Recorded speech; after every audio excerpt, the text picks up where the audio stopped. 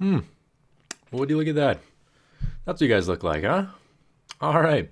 Welcome back, guys, to an episode of Tech TLDR. I'm your host, Kyle. I don't know if I've ever said that before. I think someone in the comments once said Mike. I'm not Mike. Sorry about that. This is Kyle. Anyways, guys, first time with the camera. Excited to be doing this. And today, we have a pretty brief episode. I want to keep it short, especially for editing purposes. I'm still getting used to this. We're going to be talking about the SpaceX Falcon 9's booster that completed a record launch and landing. We're talking about the SN15 and 16 Starship updates and Dogecoin, Elon Musk literally sending it to the moon. We're going to talk about all of that. So if you want to know all of it, stick to the end as always. Drop a like to stay on this side of the YouTube algorithm.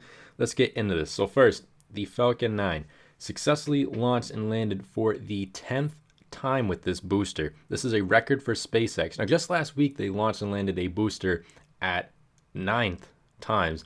So they are really pushing these things right now. With every launch and landing they do, I mean, there's no actual say how long these things will last. Elon Musk has said that their whole goal right now is to push these things on the Starlink missions to set these records every time to see when they finally fail and break down, to give insight as to how strong these Falcon 9s are and what they can do to improve the longevity of them. Now, the next thing to talk about is Elon Musk sending Dogecoin to the moon. Now, I don't mean this in terms of the price of Dogecoin. I mean he's physically doing a mission to the moon using Dogecoin. So Elon Musk had tweeted this: SpaceX launching satellite Doge 1 to the moon next year. The mission for this, the mission was paid for in Dogecoin. It's gonna be the first crypto in space and the first meme in space. So this company here, Geometric Energy Corporation, they announced that they paid SpaceX with Dogecoin to launch a satellite using the Falcon 9 rocket. SpaceX took a payment in Dogecoin. Dogecoin is becoming more valuable than currency. Just let that sink in. Earlier this year, if you were buying Dogecoin, I would have thought you were an idiot. And now I feel like a complete idiot because I should have bought Dogecoin. It is what it is, though.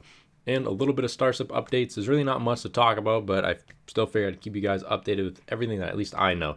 So this comes from Brady Kenningson on Twitter. The SN15, it still remains at that launch landing pad where it was before.